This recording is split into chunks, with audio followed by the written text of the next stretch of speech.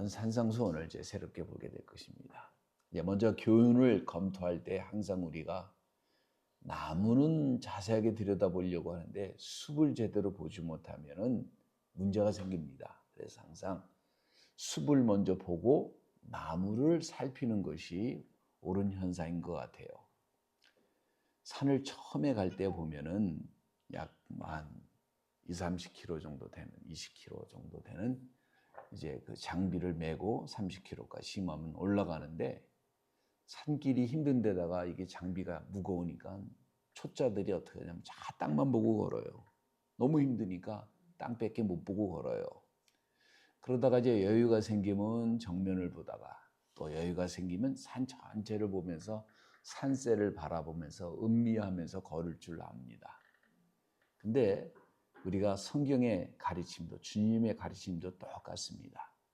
먼저 전반적인 것을 먼저 볼 수 있어야 돼요.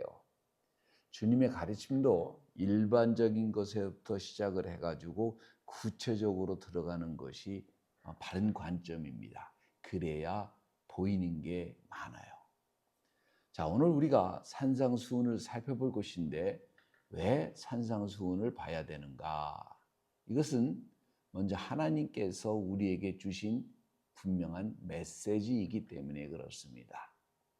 둘째로 성령의 인도하심과 타이르심과 명하심이 바로 이곳에 담겨 있기 때문입니다.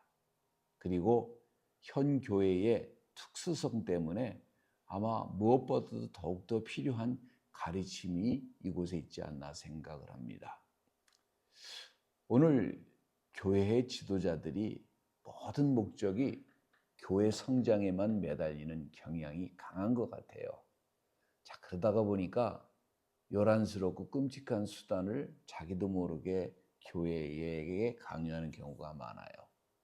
그래서 오늘 교회의 모습을 보면 너무나 피상적이다라고 달라스 세미너리 학장이었던 찰스 스윈들이 말을 했는데 100% 동의합니다. 교회가 역사적으로 부흥할 때의 모습을 보면 너무나 피상적인 것이 오늘 교회의 모습입니다. 교회라고 하는 간판을 걸어놓고 예수님을 믿고 따르는 것처럼 보이지만은 안으로 들어가다 보면은 실종되어 있는 것이 너무나 많아요. 교회가 단지 모든 역량을 성장에 치중하다 보니까 뭐가 없다? 교회가 아닌 거예요. 내실이 없는 거예요. 각 교회에서 교회 성장을 위해서 가정교회, 셀교회, 제자훈련, 성경공부, 새벽기도 여러 가지 행사를 할 수 있는 간 최대한으로 다 합니다. 근데 왜 하는지조차 알지를 못해요. 신학적으로 왜 이것이 성서적으로 옳은지 그른지 왜 해야 되는지 그 결과는 무엇인지 채 알지 못하는 채 그냥 이렇게 하면 교회가 성장한다고 생각을 해요. 여러분 잘 모르겠지만은 이게 다 미국 교회에서 지나온 일들입니다. 예전에 제가 미국에 처음 1980년대에 왔을 때 미국 교회 가면 다 교회마다 뭐가 있어요? 버스가 한 대씩 다 있어요. 왜 그러느냐? 교회 성장하는데 버스를 사면 버스가 이렇게 돌아다니면서 사람을 픽업해 오면 교회가 더 성장할 수 있다라고 생각했기 때문에 그래요. 자, 이것도 안 되니까 가방끈이 길어지면 교인들을 모을 수 있다고 생각을 합니다. 그래서 제가 왔을 당시에 교회가 미국 교회 가면요. 우리나라는 PhD가 몇 명 없었어요, 그때. 근데 동네 교회마다 다 PhD야. 목사님들의 길어진 가방끈이 교회 성장을 유도한다고 생각을 했어요. 근데 미국에서 있었던 이런 일들이 한국에서 그대로 재현되고 있는데 왜 그러냐면 교회의 근본적인 존재의 이유가 점점 사라지고 교회가 성장해야 하기 때문에 그래요. 진정한 교회에서 진정한 기도가 무엇인지, 예배가 무엇인지, 하나님 임재가 무엇인지 이런 것은 다 사라지게 되고 기도는 형식적인 기도만 남게 되고 예배도 다 어떤 한 쇼를 보는 것처럼 교회가 크면 이런 것으로 이제 남게 됩니다. 성령님의 역사는 소멸되고 이해되지도 못하고 말로는 막 얘기하지만 성령님의 역사가 일어나면 분노하죠. 성령님께서 주시는 함께하는 기도. 성경에서 신약 성경에서 그렇게 강조하는 게 뭐냐면 성령 안에서의 기도입니다. 근데 성령 안에서의 기도가 뭐냐고 물어보신다면 그걸 제대로 대답할 수 있는 사람이 몇 명이나 있을까요? 교회가 단지 하나님의 이름을 걸어놓고 사람의 욕심을 채우는 장소로 점점 변해갔기 때문에 오늘날 교회가 힘을 잃어버리고 있습니다. 사람들은 좀 더 많은 사람들이 모일 수 있는 장소로만 생각을 해요. 교회는 사람을 많이 모이는 곳이 모으려고 하는 곳이 아닙니다. 근데요, 사람들이 많이 모이는 것이 교회 지도자들 사이에 권위가 되고 그것이 계급이 되고 그것이 영적인 것으로 착각을 합니다. 그래서 교회가 많은 데 가면은 사람들이 와, 이 교회 막 엄청 은혜를 받아. 왜 은혜를 받냐? 사람이 많아서. 자, 이것이 지도자들의 영적 상태를 말한다고 사람들이 이렇게 판단을 하니까 그렇게 드라이브를 하는 거예요. 이 피상적인 태도가 교회 생활에 거룩한 삶을 추구하는 교인들에게 성화론까지 미치게 되고 교회가 무너지는 근본적인 계기가 되는 거예요. 오늘 우리에게 무엇이 잘못되었는가? 성경에 대한 바로 우리의 태도가 잘못됐기 때문에 그렇습니다. 성경의 권위를 인정하지 않습니다. 이 문제에 대해서 심각하지 못해요. 즉 성경에 대한 성도들의 태도들이 근본적인 문제입니다. 성경만이 우리들의 유일한 교본이요 근거요 권위를 가지고 있다는 사실을 알지를 못해요. 우리는 성경을 떠나서 아무것도 할 수가 없습니다. 성경을 떠난 기독교란 존재할 수가 없는 거예요. 성경을 떠난 성도의 삶이라고 하는 것은 없는 겁니다. 아무리 신비스러운 체험을 했다 하더라도 성경을 떠나 있다면 그것은 의미가 없지요. 영적 체험에서는 선한 영의 체험과 악한 영이 주는 영적 체험이 공존합니다. 그래서 진짜 체험과 가짜 체험도 존재를 해요. 무엇이 옳고 그르냐를 판단하는 근거는 오직 성경입니다. 모든 권위는 성경이 가지고 있는 것입니다. 문제는 오늘날 교회의 문제는 이런 나쁜 영적 체험의 존재도 더 이상 나타나지 않는 거예요. 그것이 없어서가 아니라 나타나지 않는 겁니다. 이 악한 영의 역사의 영적 체험은요, 성령이 임하실 때 비로소 나타나지 성령이 역사하시지 않으시면 악한 영의 체험은 앞으로 나타나지 않게 돼 있어요. 걔들은 숨깁니다. 자, 그러니까 이런 게 없다고 생각을 해요, 사람들이. 인간적인 모임에서 생기는 인간적인 갈등만 교회에서 계속 생깁니다. 나 쟤 좋아, 쟤 싫어. 무슨 일이 있대더라. 저 사람한테 무슨 일이 있대더라. 가십하는 장소로. 교회를 오래 다니면 성경의 진리 말씀을 아는 게 아니라 성경의 교회에서 돌아가는 가십거리를 많이 알고 있죠. 이게 굉장히 이상한 거 아닙니까? 거듭남이 뭔지도 모르고 단지 교회에서 진행하는 프로그램을 참가하면 자신이 영적으로 성장한 것처럼 착각을 하게 만듭니다. 많아진 졸업장. 교회에서 왜 졸업장이 필요한지 모르겠어요. 시험 봐서 천당 갑니까? 수료증, 임명장, 자격증 이런 걸 받는 데가 교회가 아니에요. 근데 이런 걸 막 주면요. 사람들이 막 흐뭇해하고 감사하고 그것이 자기 어떤 영적인 어떤 그런 권위가 있는 사람으로 착각을 하게 됩니다. 이런 것들이 막 쌓이면 영적으로 성장하는 줄 착각하고 있습니다. 교회는요. 이런 곳이 아닙니다. 교회는 하나님을 만나는 곳이어야만 합니다. 그러니까 하나님을 만나면 어떤 일이 벌어지느냐?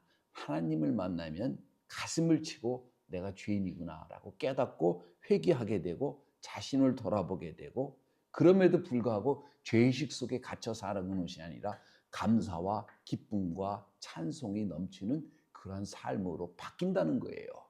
이게 교회예요. 자, 중요한 것은 올바른 접근 방법이 교회에서 요구된다는 것입니다. 성경을 읽는 것만으로 충분하지 못해요. 많은 사람들이 성경만 읽으면 또 되는 줄 알아. 그래가지고 막 어떤 사람들이 어떨 때는 도전을 해요. 성경을 몇 번 읽었습니까? 그래서 한 번 읽었대.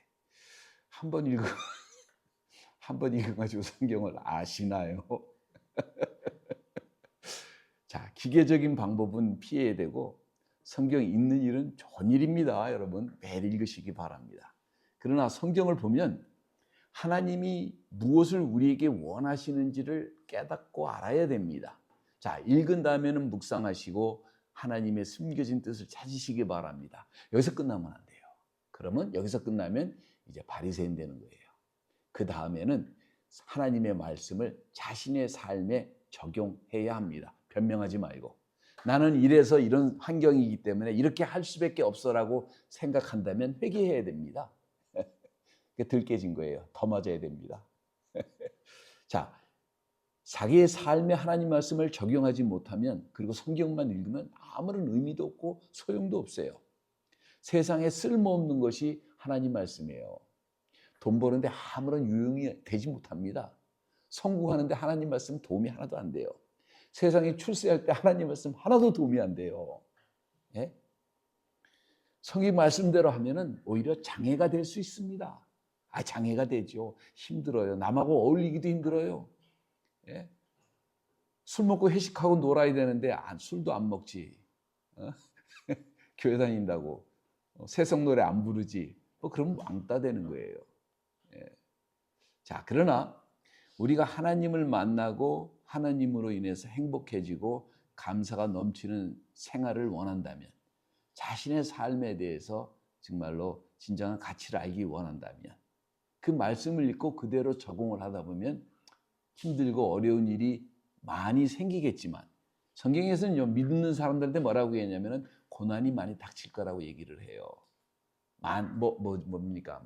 모든 일이 다 만사형통 이런 일은 없어요. 이렇게 보장해준 규제로는 없어요. 오히려 힘든 일이 많을 거라고 얘기를 합니다. 그러나 여러분의 삶은 달라집니다. 그래서 굉장히 중요한 거예요. 그래서 성경을 볼 때 접근 방법이 굉장히 중요한데 사람들 생각하기에 성경만 읽으면 또 다 되는 줄 알아요. 또 이상한 또 가르침을 사람들이 많이 받아서 성령의 감동으로 자신이 성경을 해석하면 되는 줄 알아. 이게요. 참 제가 예전에 어느 교회 집사님인데 똘똘하신 분이에요. 서울대 나왔고 여기서 IBM에서 엔지니어로 일했다신 분인데 성경 얘기를 하도 엉뚱하게 얘기해서 집사님 그건 누구 얘기입니까? 그랬더니 자기가 성령의 감동을 받아서 해석을 하셨다고 하더라고요. 그래서 제가 그렇게 얘기를 했어요.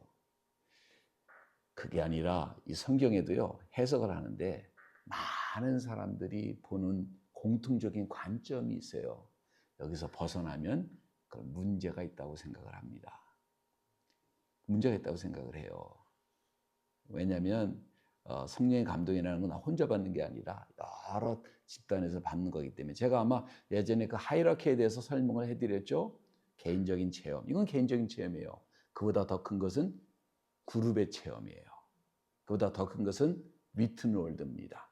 그보다 더 높은 것은 리빙 월드예요. 근데 리빙 월드도 리튼 월드에 쓰여진 대로 오셔서 삶을 사셨고 돌아가셨기 때문에 우리가 리빙 월드가 얼마나 큰지는 몰라요. 하지만 리튼 월드에 쓰여진 대로 우리가 나가면 되는데 그것을 해석하는데 혼자 개인의 체험으로 막 이렇게 마구잡이를 헤쳐놓으면 안 되는 거예요. 왜 그러냐? 베드로후서 3장 16절에 또 그 모든 편지에도 이런 일에 관하여 말하였으되 그 중에 알기 어려운 것이 더러 있으니 무식한 자들과 굳세지 못한 자들이 다른 성경과 같이 그것도 억지로 풀다가 스스로 멸망에 이르느니라. 성경을 봤는데 지금 문제는 베드로가 바울이 쓴 성경을 사람들이 읽었는데 그 읽다가 보니까 알기 어려운 것도 있고 힘든 글도 있는데 무식한 자들이 굳세지 못한 자들이 다른 성경과 같이 그것을 억지로 풀다가 스스로 멸망에 이른다고 얘기를 합니다. 자, 여러분 성경을 읽기 전보다 읽은 다음에 문제가 더 심각해졌어요. 어떤 사람들에게는. 성경만 읽으면 다 좋은 게 아니라 성경을 읽었는데 읽은 다음에 오히려 문제가 생겼어요. 왜 그랬느냐? 이유는 그 내용을 왜곡시키고 오해하고 이어링 코이 하여간 자기 멋대로 막 재단해가지고 하나님 말씀 그렇게 얘기를 안 하셨는데 자기가 그렇게 생각을 해. 그래 믿어. 그렇게 행동을 해. 그러니까 자기가 스스로 파멸을 초래하는 거예요. 제가 크리스찬 커뮤니티에서 이런 분들을 엄청 많이 봅니다. 얘기를 하다 보면 말하기도 싫어질 때가 되게 많아요. 그래서 제가 야단친 전도사님들이 엄청 많아요. 특히 한국 여자 전도사님들. 도대체 그 믿음이 어디서 나오는지를 모르겠어요. 말씀에 근거한 믿음이 아니에요. 엉뚱합니다, 아주. 그래서 제가 한 번은 그 태국이었나 어딘가 집회하다가 어느 전도사님인데 너무 뜨거워서 막 와서 얘기를 하는데 엉뚱한 얘기를 계속해서 듣다가 제가 그때부터 야단을 치기 시작했어요. 혼자서 선교를 나올 정도면 얼마나 열정이 뜨거운데 그러면 성경 좀 제대로 보고 성경 공부도 제대로 하고 와야지. 성경에 대해서 하나도 맞는 얘기가 없이 이렇게 얘기하고 다니면 당신은 누구를 증거하는지 내가 모르겠다. 그랬더니 막 분노를 해가지고 떠났는데 뭐 할 수 없죠. 어디 가서 이런 얘기 못 들을 거예요. 근데 맞는 얘기 아닐까요? 예. 근데 이런 식으로 교회에서 이게 미신인지 이게 뭔지 자기 생각에 잡혀가지고 성경을 자기 나름대로 해석해서 멋대로 갖다 붙여가지고 설명을 해줘도 절대 안 들어요. 고집이 세요. 믿음이 센 건지. 네, 이러면 안 돼요. 자, 성경을 내용을 왜곡시키거나 오해함으로 자신을 파멸시켜서는 안 됩니다. 성경 전반에 걸쳐서 간직해야 될 이치예요. 그릇된 결론을 스스로 함부로 내려서는 안 됩니다. 예. 자, 그래서 뭐냐면 첫째, 성경을 볼 때 선입감으로 성경을 접근해서는 안 됩니다. 우리가 읽는 것에 어떤 이론을 결정해 놓고 결론을 정해 놓고 그것을 맞춰 가지고 조종하려고 하면 안 됩니다.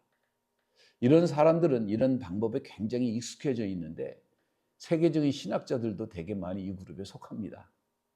여러분이 깜짝 놀라시겠지만 여러분 이단을 한번 생각해 보세요. 이단이란 여러분이 생각하는 것처럼 부정한 자가 아닐 수도 있어요. 단지 판단을 잘못한 사람일 수가 더 많을 것 같아요. 일부러 잘못하기 위해서 잘못 가르치기보다는 사단의 조종을 받아서 사단이 앞장이 돼가지고 그렇게 하려고 하기보다는 오히려 선하고 교회에서 순진한 사람 측에 끼는 경향이 많은 사람들이 이단에 빠지기가 더 쉬워요. 자, 왜 이런 사람들이 이런 모습을 갖게 되는가? 어떤 것을 정해놓고 거기에 만족을 느끼려고 그 이론에 철저하게 성경을 끼워 맞추는 거죠. 결론을 내려놓고 그 모든 것을 거기다 끼워 맞추는 것입니다. 이게 문제예요. 한번 율법을 생각해 봅니다. 율법은 단지 몽학 선생에 불과하다고 이렇게 한 가지 측면만 강조를 한다고 한다면은 예수님의 복음을 도덕적인 정도로만 생각할 수밖에 없어요. 복음이 온통 율법이 되고 그러면 그 속에서 역사하는 은혜는 상실하고 맙니다. 반면에 율법을 희생하고 은혜만 강조를 하면 또 기형적인 모습을 가져요. 자, 그래서 뭐가 필요하냐면 이제 밸런스가 필요한데 사도 바울이 그래서 은혜를 강조를 하는데 그러면 사람들이 항상 또 사도 바울의 그 가르침을 오해를 합니다. 어떤 사람은 바보 같은 억지 추정을 해요. 은혜를 더하기 위해서 악이 더할수록 은혜가 더하다니까 그러면 내가 악을 더 행하자. 이런 사람들이 있었어요. 실제로 있었어요. 교회 역사에. 자, 그 가르침은 악을 행할수록 은혜가 더하다니까 그러면 우리가 악을 더 행한 다음에 회개를 하지. 바울의 응답은 뭐예요? 그럴 수 없느니라 그랬지만 그건 안 보이는 거예요. 모든 것이 다 은혜 아래 있기 때문에 어떤 사람들은 은혜였기 때문에 율법을 지킬 필요도 없고 하나님의 법을 지킬 필요도 없다. 어차피 다 못 지킨다. 어차피 다 정죄다. 자, 그러니까 우리는 자유롭고 심판받지 않고 은혜 아래 있으니까 구원받았으니까 지금부터는 우리 마음대로 살자. 이게 뭐예요? 구원파예요. 네. 이거 굉장히 잘못된 거죠. 그러니까 사람들이 또 율법을 무시합니다. 자, 어떤 분들은 모든 것이 은혜 안에 있기 때문에 그리스도를 본받을 필요도 없대요. 자, 그래서 이 산상수훈을 보면 우리에게 밸런스를 줍니다.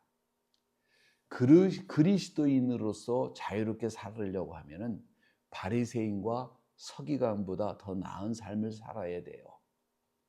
자, 여기 산상수훈에 대한 여러분이 알지 못하는 이제 견해가 있는데 여러분 혹시 책을 보다 보면 이런 내용이 있었을 거예요. 사회복음적인 견해를 가지고 설명을 하려고 합니다. 이게 누구의 영향을 받았냐면은 천재죠. 유명한 신학자 칼 바르트의 영향을 받은 겁니다. 사회복음의 시초예요. 우리들의 삶의 숨은 원리가 여기에 숨어 있는데 우리가 행하는 건 모든 것에 산상수훈을 적용하는데 하나님 나라가 임하면 전쟁도 끝나고 평화가 임한다. 이렇게 생각합니다. 자, 문제는 이런 일은 절대 생기지 않아요. 하나님이 이 땅에 오시기 전까지는 하나님 나라라는 것은 존재하지 않고 사람은 점점 악해집니다. 사회복음주의자들이 엄청난 오류가 이곳에 숨어 있는데 자신이 어떤 것에 결론을 내리고 그 결론에 도달하기 위해서 아주 무리하게 성경을 맞춰갑니다. 두 번째는 모세의 율법을 자세하게 푸른 것이다 라고 설명을 합니다. 맞아요. 모세가 해주신 말씀을 잘못 푸는 것을 더 자세하게 풀어주신 것입니다.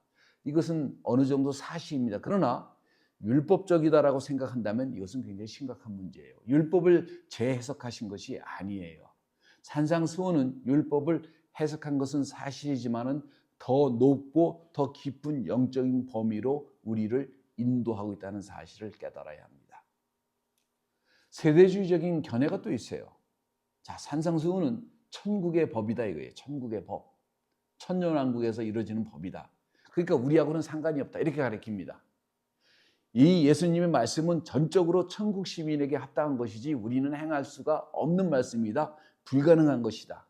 그러니까 천국이 오면 그때 이 말씀이 적용될 것이다. 이렇게 얘기를 합니다. 이게 천국의 법이기 때문에 우리는 그냥 보고 지나가면 된다. 이렇게 얘기를 해요. 우리에게는 이 말씀이 상관이 없는 말이다. 이렇게 얘기합니다. 아주 심각한 잘못된 가르침입니다. 이 세대주의자들이 옳은 것도 많고 아주 뛰어난 학자도 많지만 이건 굉장히 잘못된 거예요. 아주 잘못된 가르침입니다. 그러니까 뭐가 있냐면요. 어떤 학파가 맞은 게 아니에요. 밸런스가 없으면요. 다 무너집니다. 이분들이 저보다 못하겠어요? 다 뛰어난 학자들인데 다 뛰어난데 집 아래 지가 걸려 넘어지는 거예요. 마태복음 5장 1절과 2절에 예수께서 무리를 보시고 산에 올라가 앉으시니 제자들이 나온지라 입을 열어 가르쳐 가라사대. 누구에게 가르쳐 주셨어요? 제자들에게. 그래서 뭐라고 얘기합니까? 너희는 세상의 소금이니 세상의 빛이니. 우리하고 상관이 없다면은 이 말씀도 우리하고 무관하다는 얘기예요. 우리는 세상의 소금이 될 필요도 없고 세상의 빛이 될 필요도 없다는 거예요. 이게 무슨 말씀이에요? 이것이 우리하고 무관하다고 한다면은 산상수훈에서 주신 축복도 팔복도 우리와 관계가 없는 것이 됩니다. 우리의 선한 행실을 통해서 하늘에 계신 아버지께 영광을 돌릴 필요도 전혀 없어집니다. 본 설교가 당시 사람들뿐만 아니라 이것을 행해야 하는 사람들에게 명하신 말씀인데, 자, 둘째로 이 산상수훈의 교훈들이 다 신약 성경에 있는 사실들입니다. 산상수훈의 가르침과 서신서들의 가르침을 비교하면은 이 가르침이 다른 게 아니에요. 똑같은 가르침을 우리는 발견할 수가 있는 것입니다. 서신서들의 가르침과 동일하다고 한다면은 이것은 역시 믿는 사람들에게 주시는 말씀이에요. 세 계명은 우리 보고 사랑하라고 하시는 명령입니다. 먼저 우리가 전심을 다해서 하나님을 사랑하고 그리고 이웃을 내 몸처럼 사랑하는 거예요. 이것이 복음의 가장 근본적인 것입니다. 천국은 하늘에 임하지만 동시에 하나님을 믿는 각 심령에게 임하는 것이기도 해요. 천국은 하나님의 통치 개념입니다.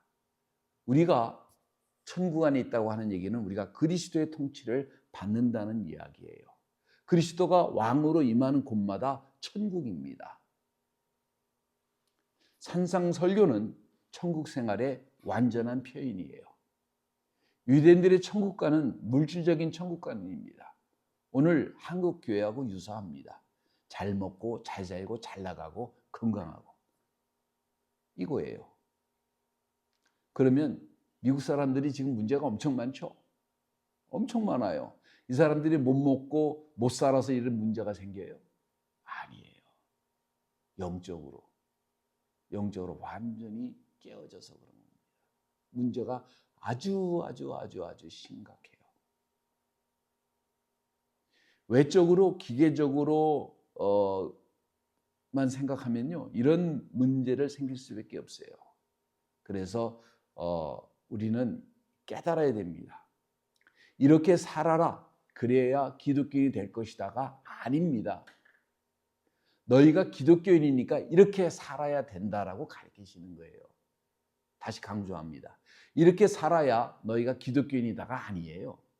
너희가 기독교인이기 때문에 너희는 이러한 삶을 살아라라고 우리에게 가르쳐주고 있는 겁니다. 용서해라, 그래야만 용서받는다, 이게 아니라는 거예요. 이건 뭐예요? 율법이에요.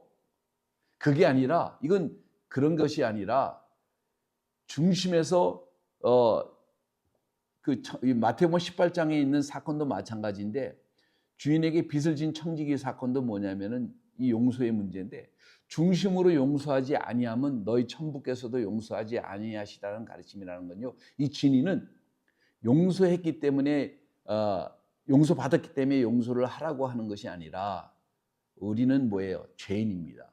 죄인이고 범죄자이기 때문에 하나님께서 대가 없이 우리를 용서해 주시지 않으면 우리는 용서받을 수 없다는 거예요.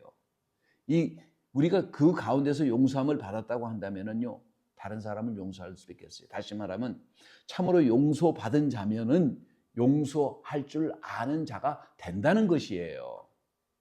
그러니까 우리가 용서해서 그래 용서를 받으려고 용서하는 것이 아니라, 우리가 용서를 받았기 때문에 그래서 용서할 줄 아는 사람이 돼가는 거예요. 이것이 뭐냐면 복음이에요. 이것이 산상수훈의 진정한 의미가 되는 것입니다. 그럼 산상수훈의 적용의 대상은 누굽니까? 바로 예수를 주라고 섬기는 한 사람 한 사람들이에요. 그분의 설교대로 살으려고 노력을 해요. 다 100% 할 수 있나요? 못하죠. 산상수훈을 읽으면 부끄럽죠, 날마다. 그러나 그런 삶을 우리가 추구하는 거예요. 살아가려고 하는 것이죠. 왜냐하면 첫째, 주님께서 우리가 설교하는 대로 살게 하기 위해서 죽으셨기 때문에 그렇습니다. 디도서 2장 14절에 그가 우리를 대신하여 자신을 주심은 모든 불법에서 우리를 구속하시고 우리를 깨끗하게 하사 선한 일에 열심하는 친백성이 되게 하려 하심이니라. 우리가 이 순간순간을 갖다가 깨끗하고 선하고 열심으로 하나님의 뜻을 순종하고 따라가는 백성이 되게 하려 함입니다. 자, 둘째는 중생과 성령과 그 내적인 사역의 절대 필요성을 증거하는 것은 없습니다. 팔복은 우리 자신의 철저한 무력감을 보여줍니다. 팔복을 볼 때마다 아이고 나는 할 수 없구나, 난 이것밖에 안 되는구나, 스스로 하나님 앞에 엎드릴 수밖에 없어요. 부족한 존재인 것을 철저하게 깨닫습니다. 무력한 존재인 것을 고백할 수밖에 없어요. 세상에 가면요 다 잘났어요. 그래 잘난 사람을 인정해줘야 문제가 없어요. 이제 교회에서는 다 죄인이어야 되는데 오늘 교회도 다 잘났어요. 다 잘해, 다 잘났어, 다 뛰어나. 죄인이 없어요. 그게 아니잖아요. 산상수훈을 보면서 내가 얼마나 무력한 존재인지, 내가 얼마나 부족한 존재인지, 하나님의 가치, 그 기준에 얼마나 미달한 존재인지 깨닫게 되고, 내가 이런 상태로는 내가 하나님을 기쁘게 할 수가 없구나라고 자책하면서 하나님 앞에 나가서 내 죄인인 것을 고백을 하고 중생의 필요성과 성령님의 새로운 사역 속에 우리가 동참하게 되는 거잖아요. 마지막으로 우리가 산상수훈을 듣고 실천하면 실천할수록 더 많은 은혜를 우리가 체험할 수밖에 없습니다. 산상수훈대로 살면서 실천하면요 정말 복이 임합니다. 여기서 제가 증거하는 복은 잘 먹고 잘 살고 잘 나가고 건강한 복이 아니라 모든 질병이 다 치료받고 모든 문제가 다 해결되어지는, 이게 영적인 사람인 것 같아요. 한번 사도 바울 보세요. 교황은요, 진짜 교황은 베드로가 아니라 사도 바울이 돼야 돼요. 자, 근데 사도 바울 한번 보세요.